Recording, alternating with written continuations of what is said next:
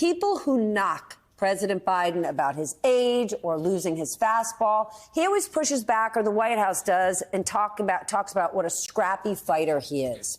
Could this report bring out that beast in Biden that a lot of people were hoping to see on the campaign trail? Well, Stephanie, that was certainly the thinking in the White House when they decided for President Biden to address this head on. He had given some remarks earlier in the day, within about an hour of us, as we were really just beginning to come to grasp with what the special counsel wrote. But obviously, the biggest takeaway, especially for so many Democrats across this country who have been so nervous about the president and his age and the voters' concerns about the president's age in this campaign, the fact that the special counsel made such a point of highlighting these memory lapses, of calling him elderly, was a concern that the White House decided they needed to address head on. But I will tell you, Stephanie, the president's remarks tonight reflected not just the anger of many in the White House who have had several days, at least a small circle of advisors, to digest this report and were stunned, frankly, to see the language that special counsel used, which they felt was entirely inappropriate. But it was a whole other thing to have the president do this himself. And you just saw him reacting very emotionally and angrily about the question that the special counsel said he didn't remember the death of his own son. I covered President Biden, then Vice President Biden, very closely during that period after he lost Bo. He stood in line for 5 hours as people in Delaware wished him well and paid their respects to his son. This is a searing memory for him. Just over the weekend, he marked what would have been his son's 55th birthday by visiting his gravesite. And so that is the emotion that I think the Biden White House felt was necessary for this moment, important for him to get out. But there's still a lot of work ahead for them. This is not an issue that's going to go away very quickly. You mentioned how many days there are until this election. This is one of those moments. The Biden team often says a lot of the things we focus on and talk about on a daily basis will be forgotten about in weeks, and we'll be moving on to other issues. But I think one of the concerns in the White House and the Biden campaign is that this sort of underlines what is, we know, going to be a top concern for voters into November. Peter, the White House gets accused all the time of hiding President Biden. But an 8 p.m. press conference to screaming and yelling reporters who are coming at him, you certainly cannot accuse them from keeping the guy under lock and key tonight. Well, I think it's a measure of how serious this really is. They do actually keep him under lock and key. Let's not minimize that. He's given fewer news conferences than any president in modern times. They've not given interviews to any newspaper that I'm aware of in the 3 years he's been president. That's untrue of any president that I've ever covered going back to the 1990s. They do try to protect him from circumstances where he might make mistakes. But they decided, obviously, that the language of the report presented enough of a threat, enough of a possible damage that they wanted to address it in this news cycle. They didn't want to let a whole day go by, in effect, without confronting it more directly than he had in those earlier comments that Mike referenced. So they did send him out. He was feisty. He gave, what for to the reporters. I don't, basically said to one Fox reporter, obviously my memory is so bad that I called on you.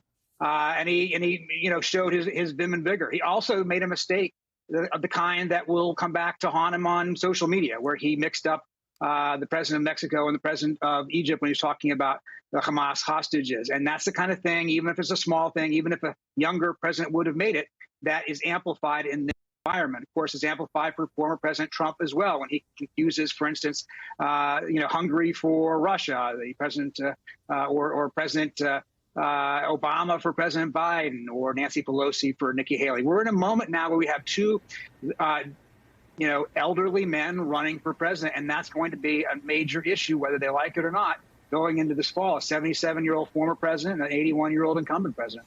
But then didn't you just say it right there, Peter? Don't they cancel one another out? They're both old. They both make those mistakes. And if we went pound for pound, Donald Trump makes a lot more. That'll be for voters to decide, obviously, which one they find more disturbing. Absolutely. But that's the nature of the contest we're in right now. This is what the two parties are giving us this fall. In both cases, you're seeing, nominees for their party who have not ceded the ground to the next generation and want to, hold on to the power over the Republican Party or the White House in this case. President Biden has convinced himself he's the one person who can beat President Trump. He said recently he might not even be running if it weren't for the fact that Trump was running again. That has motivated him into running. But that tells us a little bit about the ground we're going to be on. Obviously, there are other issues that are important, too. We saw them this week in the border. We see them in terms of the Middle East. We see them in terms of the 91 felony counts against former President Trump.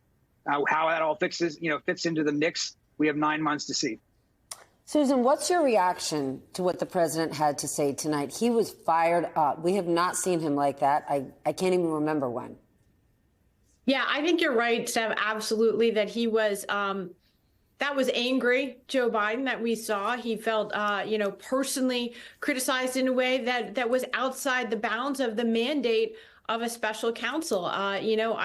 I'm not a legal expert. I'm not a prosecutor. I'm eager to hear what Joyce has to say. But the bottom line is it seemed outside the mandate, certainly, of the special counsel to be commenting on, Biden's appearance and whether he would, come across as a well-meaning elderly gentleman to a jury. Things like that were taken as low blows, clearly, by the president and his advisors. I thought that his response was genuine. He seemed certainly on top of things.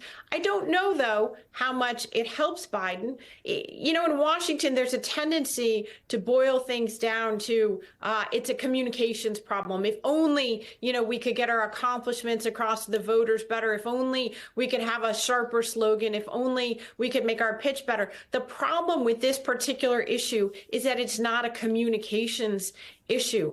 Joe Biden is, I think, to many Americans, a well-meaning elderly gentleman. That is not an inaccurate characterization of him. He's up against a guy in Donald Trump who, is as old, makes as many gaffes. But in the end, is this a communications problem that Biden has? I don't think it is. I don't think that's the problem right now for voters and the president. Joyce, can we stay on that? The words in this report, elderly man, poor memory. Is it the job of a lawyer to assess mental acuity or competence? How unusual is this? So this is a report issued by a special counsel explaining their decision, their prosecutive decision, in this case, the decision not to prosecute the former president.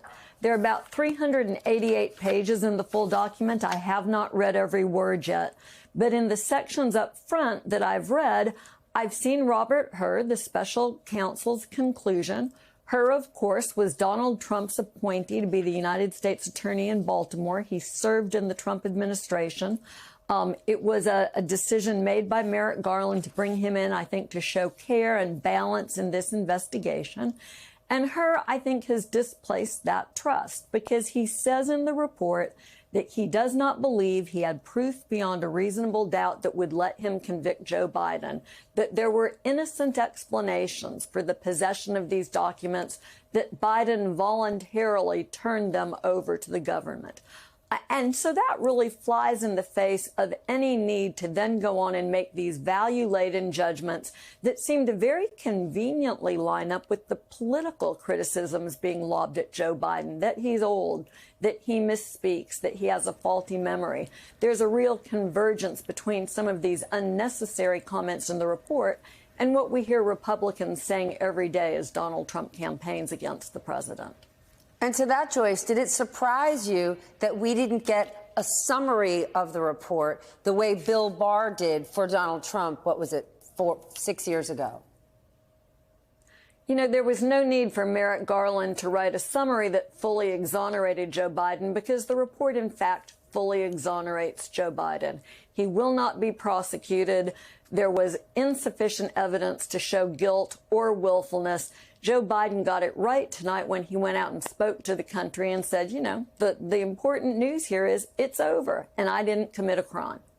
More than that, the President Biden pointed out in his remarks that the special counsel's team wrote in the report how different President Biden's situation is from former President Trump's situation.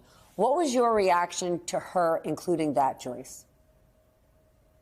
Yeah, so, this is a let me count the ways sort of litany of all the way that Joe Biden's conduct is different than Donald Trump's conduct.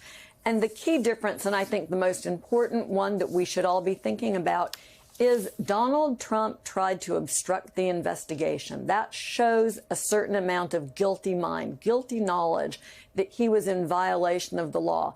He received a lawful subpoena. He didn't comply with that subpoena. And that's just begging to be prosecuted, whether you're a president or a private citizen.